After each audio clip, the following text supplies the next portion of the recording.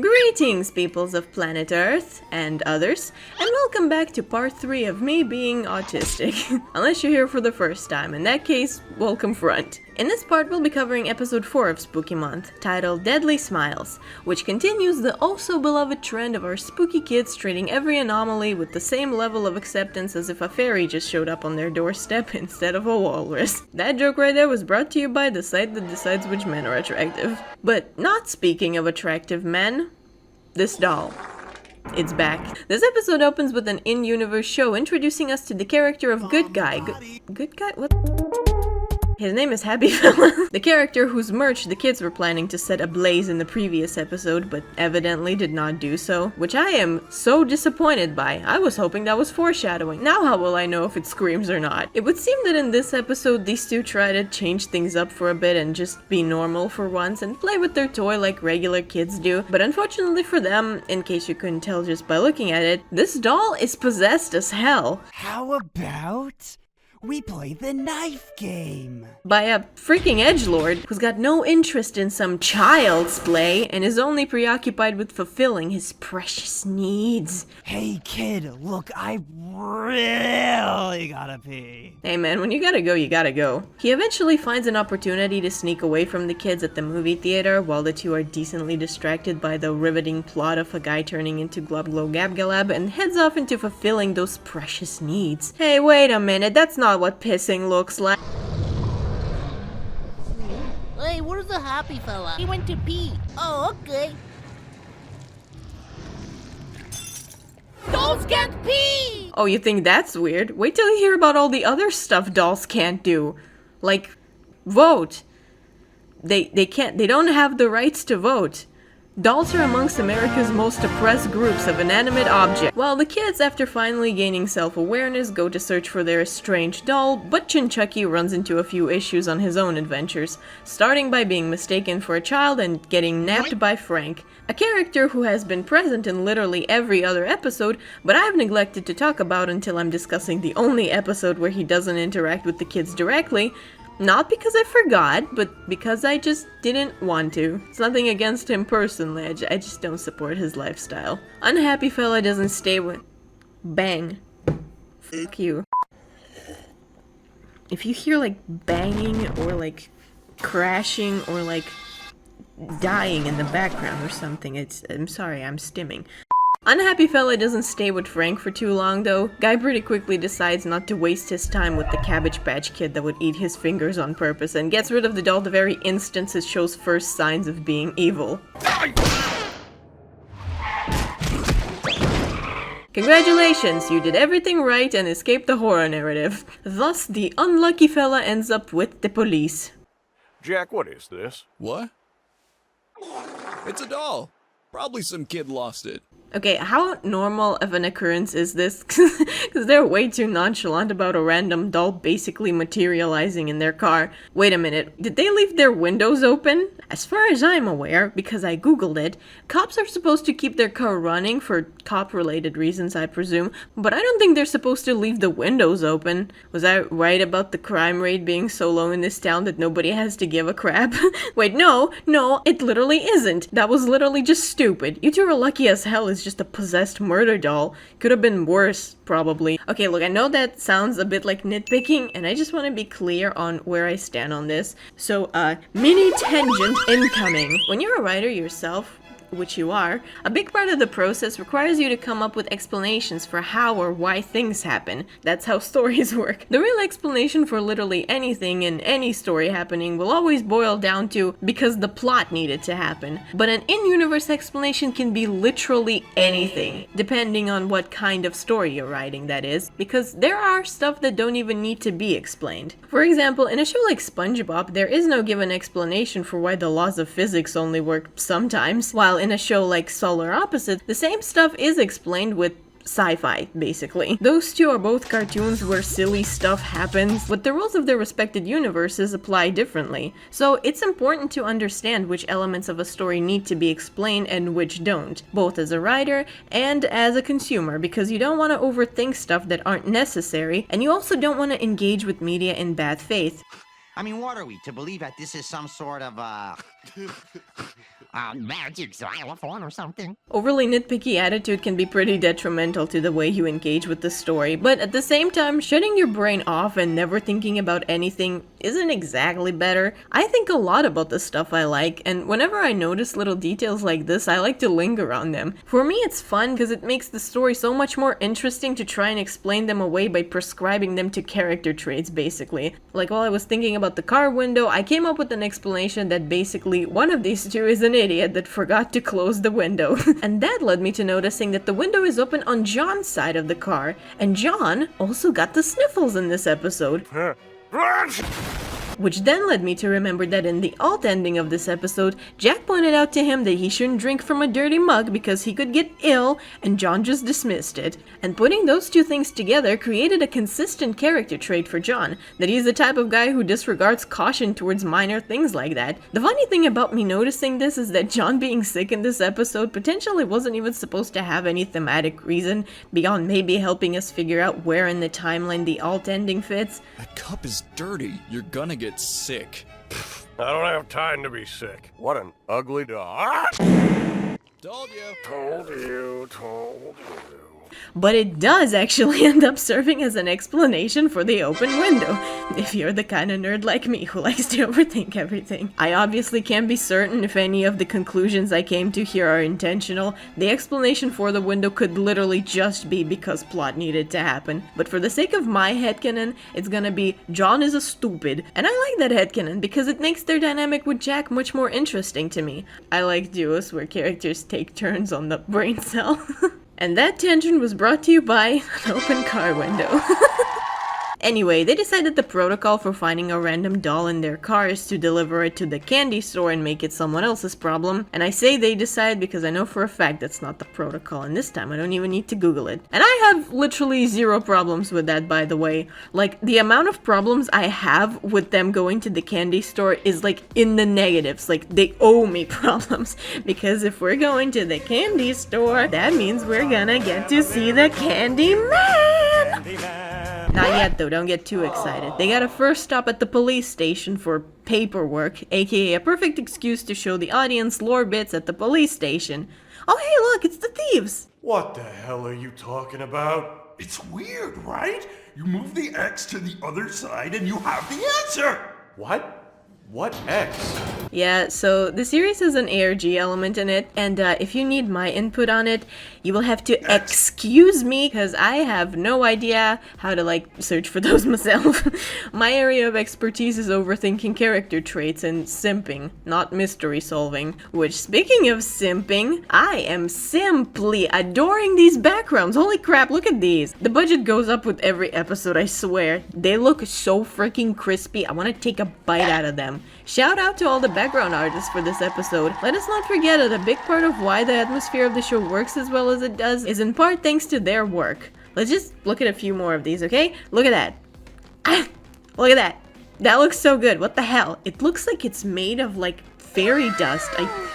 Did I already mention that I want to eat it? Also, look at that. I love the design of Pump's room. Like, what the hell? That is so cozy. These are so pretty. Sorry, I just saw the word bottom at first and it took me out.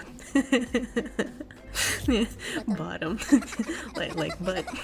Speaking of bottoms, it's Kevin time! Yay! It's my boy! His screen time grows bigger and stronger with every episode.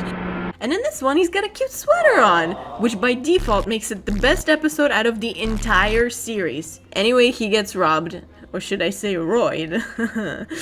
Rob's only guilty by association. Oh, ma'am, I'm sorry. I was just trying to hit the kid. Oh, officers! Nice to meet you again.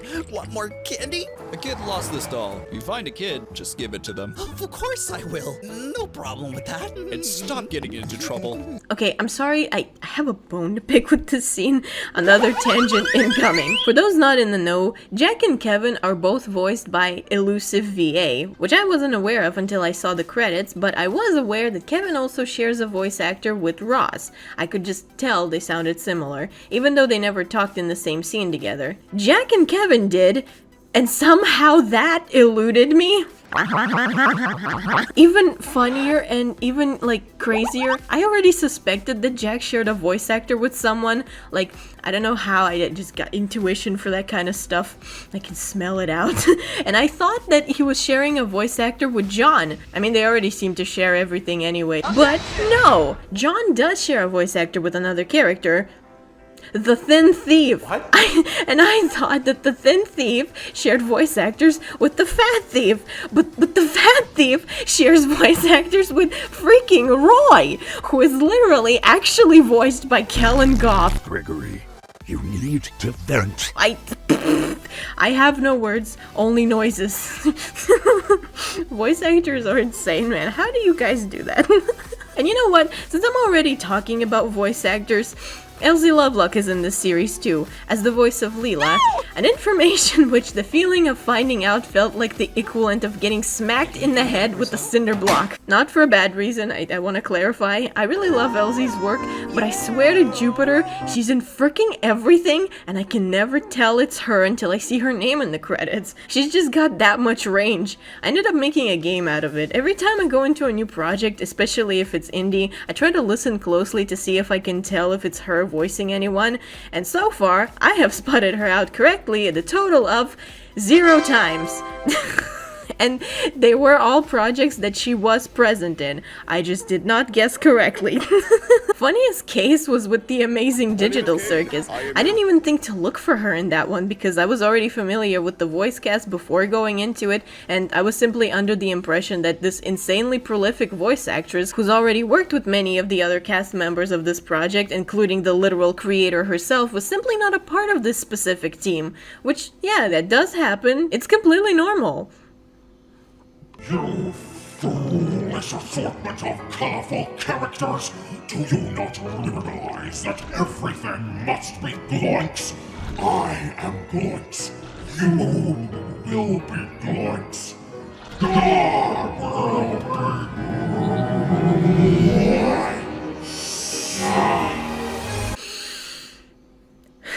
Elsie Lovelock is freaking omnipresent. At this point, I wouldn't even be surprised to find out I'm voiced by her as well. You know what? While we're speaking of range, one more thing that's funny to me. The following 3 characters are all voiced by Sir Pelo. Come on, we're drawing together. Scary dolls are spooky. Alone, kid. Alone of money. God.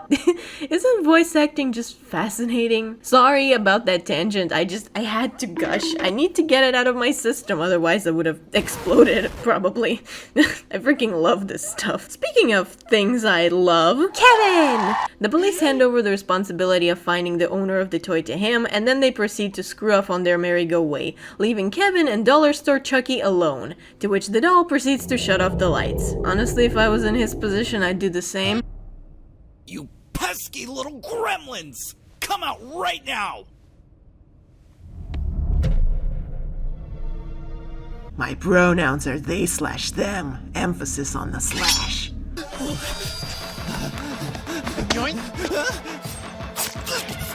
Yeah! Looks like Stabby Fella finally got a little taste of his needs met. But why did it have to be my baby girl, huh? You are already my least favorite character and you're not helping your case. Okay, to be fair, it is kind of on Kevin as well. Not to victim blame here, but where were you going? There was a perfectly good, usable, throbbing, voluptuous exit door right behind you, and you ran where? What kind of choice of direction was that? And while we're at it, have you also tried not being made of flesh? I'm just saying, then you wouldn't have gotten stabbed.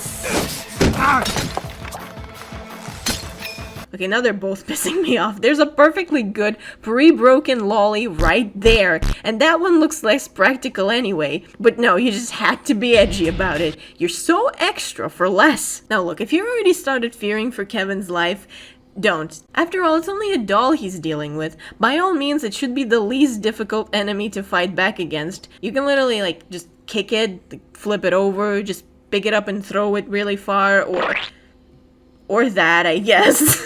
How it feels to chew 5 gum. Stimulate your senses. If I can't see you, I'll hurt you, and I'll kill you! Now, I'm sure by this point you're probably wondering, where the heck were Skittles and Pumples in all of this? And well, by this point in the episode, their search for the toy has led them, as most things do, directly to the candy store. Who can help us to tell the police? Kevin! Man, he really must be a trusted figure in their life for them to immediately decide to go to him with this. Oh, by the way, just a little side note, at the time of me recording this, the 6th episode is already out and proud and has been for a while, but I have not seen it yet, so the only information from the series I'm privy to is one presented in episodes 1 through 5. I'm just saying that in case there's any expansion on things I'm speculating upon in the 6th episode, like I don't know, it's revealed that Kevin and Leela were on Girl Scouts camp together where they accidentally killed one of their troop members and now they're trauma bonded for life and that's why her kid's so close to him or something like that. If that happened, I wouldn't know about it. So yeah, I cannot be sure how they know each other. But in this episode, we get treated to, pun intended, a really nice scene with them. Hi, Kevin! Oh, well, what happened to you? Not right now, kids.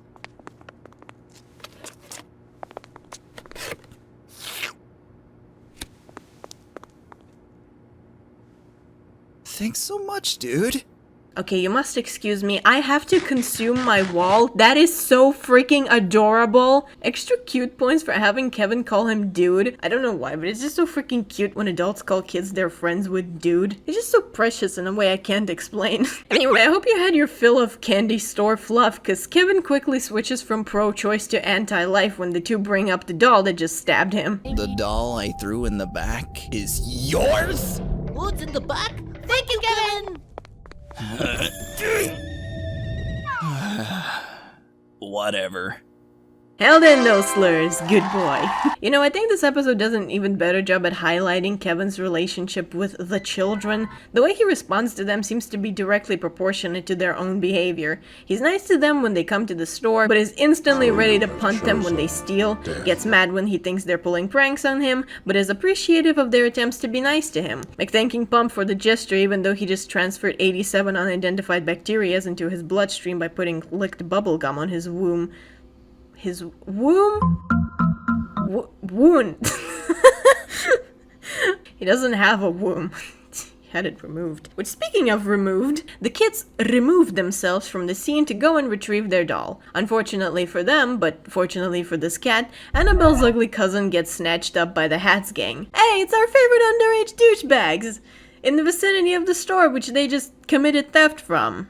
That can't be right. You shouldn't be returning to the scene of the crime. Unless you're arsonists, because that's what they do. I know that because I googled it. Why was this doll laughing? Why is it walking? It walks and laughs? That's so freaking cool. Okay, so out of all the 3 episodes that they've appeared in so far, this one illustrates their individual personality the best out of all.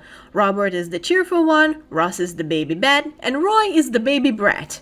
When the kids ask for their doll back, Robert and Ross just want to return it, but Roy just has to be a nuisance first. Oh, it's yours? Yes. You want it? Yes. What would you do to get it? I swear this kid doesn't need to wake up and choose violence. He just needs to wake up. The other two don't really try all that hard to stop Roy from picking on the kids, but they do put their foot down when they feel that he's about to cross the line. Give me your clothes. You know, what freak kind of move is that anyway? Who do you think you are? The Terminator? More like you're gonna catch a serious term for that in either. Splitters! I'm talking about the splitters! Jeez! Okay, but why would you even want those, really? Is it just a principle thing? A fish must fly, a bird must swim, a Roy must bully. Now, I really like this little detail in the Hats gang's dynamic. When I first saw the previous episode, I was under the impression that their dynamic is that one where the leader is like the one true evil, and the other two are just following orders. But it doesn't actually seem like the trio even has a leader. More like one of them just happens to be the most annoying and outspoken one, and the other two are basically just tolerating that because they're all friends. They still don't try all that hard to stop him from actually picking on the kids. What up! What would you do to Just give it to them, dude. You did it. You solved bullying. Or really stop him from causing trouble at all. Like, they're not involved with the candy store robbing. Not even Robert, and his name is Rob. But they don't really do anything about it. Which is still different from their debut in episode 2, where they were happily involved with the bullying. When you put all 3 of these episodes together, it shows these two casually having a redemption arc in the background. Episode 2, they're bullies. Episode 3, they are repenting. And episode 4, they are starting to show sign of improvement. Man, who knew all you needed to discover empathy was to be exposed to cosmic horrors beyond one's comprehension? It really does seem like Roy's the bad influence kid of the 3. Even in the second episode where Ross and Robert had no problem hurting the kids, they still had a concerned reaction to Roy's unrecognized trauma dumping and the later confronting him about it. It makes it seem that these two have a better understanding of right and wrong than he does. So it makes sense that the little reality check from the eyes of the universe would put them on the right track. Also, I realize I've been calling them Hats Gang this entire time, so matter-of-factly, but I forgot to mention I have actually no idea where that name comes from. I just saw everyone else calling them that and I jumped on the bandwagon to pretend I'm part of the team, even though I have no idea what's going on. I don't even know if that comes from the fandom or the crew. Kind of a funny name if you think about it. So what can we call them? Like, what do all 3 of them have in common? Well, they're all wearing hats, so let's call them Hats Gang. But spell it with a Z, so everybody knows they're the cool kids. I'm gonna make my own fictional friend trio and name them the Flesh Havers. Also spelled with a Z, of course. Speaking of Z, it's the final letter of the alphabet, and we're also nearing the end of the episode. The kids finally have their doll back and return to Pump's house, where we get another little mini awe-inducing scene with Pump's sister. Just go to the couch. Thank you, Susie.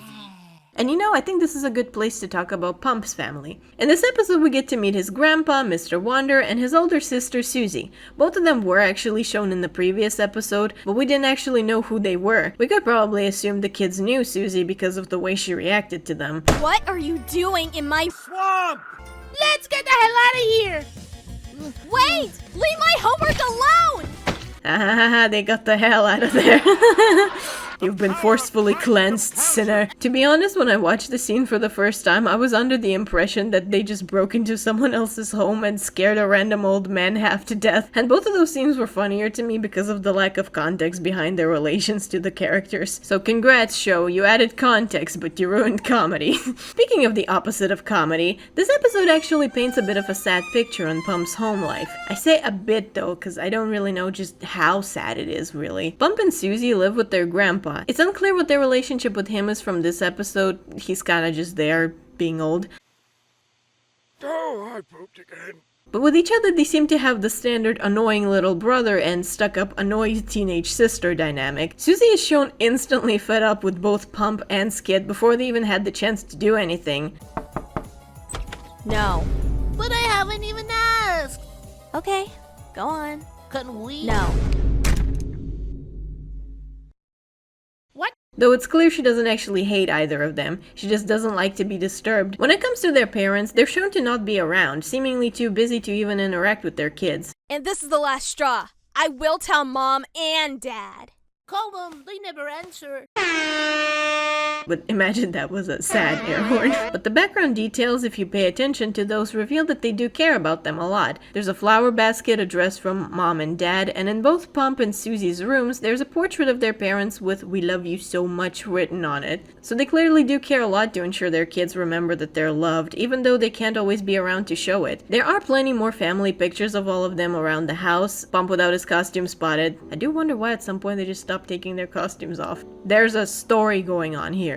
I especially want to draw attention to the several Halloween portraits where the gang's all here, which reveals that Spooky Month isn't just Pump's personal interest, it's one shared by his whole fam. We saw a similar case with Skid and Leela in the previous episode, and I feel like that little detail means a lot. We already know that both these kids freaking love spooky stuff, it's like the whole point of the series, but this detail really gives a much deeper meaning to their love for this holiday. It's not just an interest based in aesthetic, it's not even just a special special interest brought about by the tisms. It's also the way that they connect with their loved ones, and by extension that makes their friendship feel so much more special as well. Man, remember how this series was conceived as a joke about how poggers Halloween is?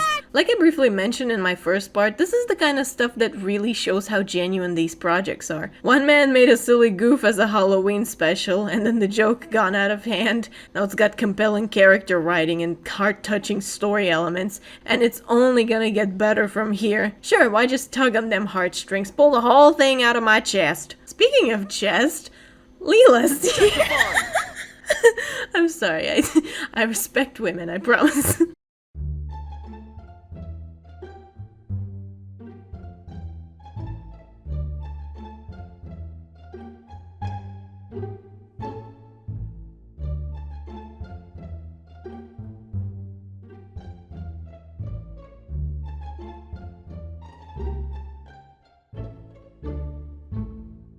Leela arrives to retrieve her child, and Pump also asks to come along. It's okay, Susie. I will bring him early. Wait, it's dark outside, and it was dark when you left for work. What is the actual time right now? I just realized it's literally been dark like all along. I mean, it made sense in the first 2 episodes, and in the third one you're probably just used to seeing these goth-ass kids hanging out at night, so you'd think that's normal. But is it just like nighttime permanently? What is this place, Gotham? There are weird things going on in this town. Yeah, no, like there's no day and night cycle. The stars? That's new. Oh yeah, it's cause she'd probably never seen the sun before. No wonder there's so many people missing in this town. The lighting level is always at perfect monster spawning setting. And speaking of minors, now that the kids have finally gotten back home safe and sound with their little doll, the 3 of them can finally all play together. Yeah, and don't worry, happy fella, no one will ever get you again. We will be together forever!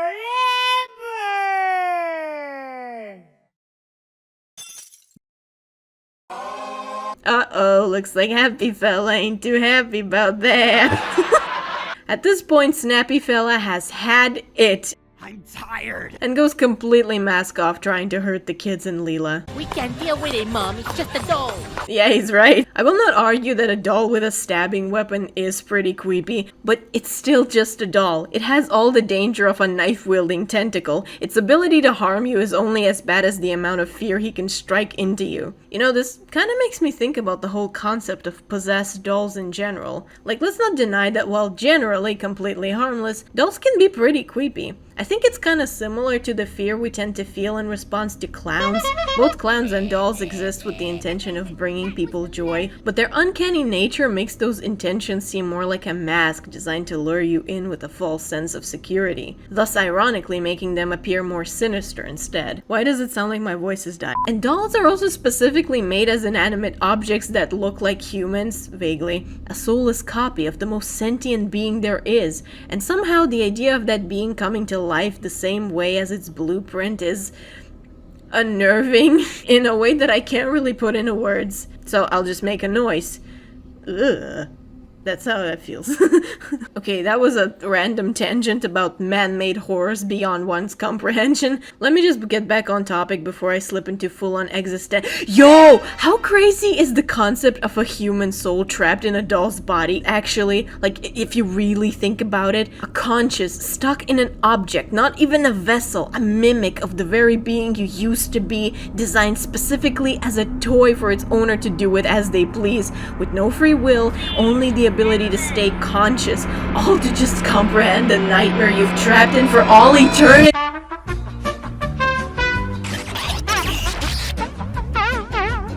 Okay, I'm done. I'm sorry. I promise no more random existentialism tangents in this video. My voice is, like, actively dying on me. What the hell? Funny enough, Dexter actually settled in with that cosmic horror pretty well. Just fully embraced his new doll body. Even gloats about how thanks to being a doll, he's now completely immune to the old reliable art of the stabby stab. I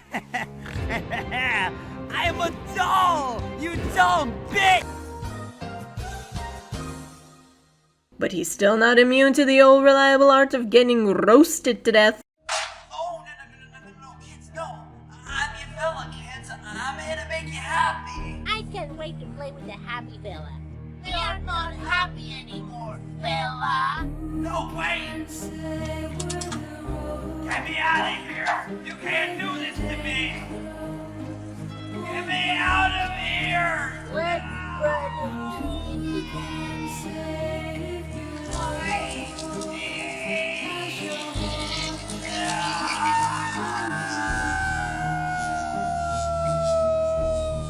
Now that's what actual creative people see when roasting a turkey. Anyway, Dexter the doll is now cooked, thus completing the plot of Child's Play the reference. Actually, no, not yet. The second Happy Fella doll has hit Leela's home when her friend June, whose name my spell checker doesn't like, brings them one as a gift after hearing they had to share it. I got another one for the both of you. Dexter, of course, instantly repossesses the new doll and gets instantly refried again. You know, that might be overkill, but he definitely deserved it. Pump, what did we learn today? That ugly possessed dolls are mean and they don't want to play with us? Possessed? What? I mean that we don't need a happy fella. We just need a fella to make us happy. Right, fella? Aww. But what did we, the audience, learn from this riveting experience? That my voice is dying, apparently. But what did we, the audience, learn from this riveting experience? Well, haunted dolls should be easy enough to deal with. I'm sorry, I will die on this hill. Like, unless the doll possesses some supernatural demon strength, they should be as easy to deal with as a cockroach. I know it's scary, and what if it can fly? But you can still just step on it. I do like that this episode does acknowledge that. Like, the whole thing could just be summed up as Dexter's bad luck day. Yeah, people are rightfully scared of him, of course, but he just gets tossed around like nothing the whole time. Yet again, indicative of the way we treat dolls in this country. Wait, did I say Dexter? Because I meant to say Dexter. The doll's possessed by Dexter. Yeah, I didn't mention that at the start because I didn't mention it. And the episode actually doesn't mention it at all. It only hints to this in minor details that you can notice if you've been paying attention. Like the way he talks about fulfilling his needs, the way he's got a weird thing for killing cats, and the way the credits address him as H fella in brackets Dexter. It's the subtle stuff. You know, while we're speaking of credits, I just have to go back on my tangents about voice acting in this show just for a bit, just really quick, because I really like this. For some reason, I thought that Dexter the doll and Dexter the exterminator were voiced by two different people. I am a doll! At your service. But I was wrong. Yet again, I was duped by the power of, I don't know, my own stupidity. Dexter is played by Meta Maniac in both episodes. Their performance just sounds a little different. It sounds like in this episode they had a bit more confidence with it, but even besides that, Dexter just sounds different. Now, I do not know if this was intentional or not, but I do think it works. In Unwanted Guest, he sounded very cheery and friendly, but his tone kind of feels like feigned politeness. It's almost unnaturally soft-spoken. I love cats. I'll hug them until their brains are out. Like he's really trying to keep a facade of a well-adjusted, non-offending member of society, and he only lets the mask slip when he's on his own. In Deadly Smiles, though, he sounds almost more unhinged. How about you tell me that to my face? He's definitely less hinged. His tone is noticeably less polite. In some cases, it sounds like he's struggling really hard not to break into a scream. Close your eyes. You grab a knife. And your turn. Again, I don't know if that was intentional or not, but it does help to add so much to the feel of his rapidly declining sanity. We know he was already battling demons. We know he was already battling demons while alive, but his job as an exterminator probably gave him an outlet to fulfill his precious needs. And while being stuck in the doll, he no longer had that outlet. Wow. It's unclear how long he's been like that. They did already have the time to take a picture with him, as if he's part of the family. So, probably long. He basically spent the whole episode jonesing for his fix. I do find it funny how screwed up Dexter is. My man went through some hellish horrors, got killed, trapped in a body of an ugly doll, and decided that what he should do about it is just the same thing he's always been doing. At least the guy knows what he wants. Or maybe that's just his coping mechanism. What to some people is considered murder and unethical, to Dexter is self-care. And yeah, it completely eluded me that the doll was Dexter until I saw someone in the comments sharing their game theory about it. It's funny to me how easy this stuff can be missed if you don't look at anything past the surface, because the show really doesn't try to hide the stuff at all. It just doesn't draw attention to it usually, letting it happen casually on its own and allowing the audience to notice for themselves. Even when it comes to the show's biggest mystery with the whole cult thing, whatnot, it just shows some side characters trying to figure it out, while the main characters are basically just vibing. Like, yeah, it does show more in the alternate endings, or the real endings as they're called. But like I said, if you don't know about these, which I didn't, nobody told me, I need to be told stuff, you can easily miss the bigger picture. I am talking largely about my own perspective on this, because my video. And when I was going into the show, my impression of it was, oh haha, funny cartoon where random demon stuff just happens at the main characters, and there's like vague continuity. That's exactly how I missed the Dexter doll thing. In my eyes, it could have easily been the classic case of the doll is haunted because yes, that didn't need to be explained to me. I had way more concerns about the open car window. But no, if you pay attention, everything in this show has a cause and effect. And I love that so much. I also love how the episodes flow into one another. Moloch, a character I had a hard time feeling in my mouth last time for some reason, was shown in episode 2 as still being around and annoyed at being around, and he was the antagonist in episode 3. And in the same episode, evil was defeated, Dexter was killed at the same time when the kids brought in a new doll, and in this episode, the doll possessed by the spirit of Dexter is back as the antagonist. Everything works so well, and I fear I've ran out of ways to praise it. I have no words, so I'll just make another noise. But with that said, I think we're done with this part. Obviously, I still have 2 more episodes I want to cover, one of which I still gotta see first, so now, yeah, I'll get to that. Before I go and leave you alone for another several months, probably, I wanted to quickly thank everyone for the support I've been getting with these silly vids. I've wanted to make this kind of stuff for a while, and it means a lot to me that there are people liking it. I'm still not over this, by the way. What? Somebody pinch me? I do apologize that these take me so long. Hopefully now that I'm medicated, I'll have an easier time working. And of course, I do have a lot more stuff planned, so, stay tuned for that. Spooky month isn't the only thing I can talk for hours about. With that said, I have no idea how to end the video, so bye.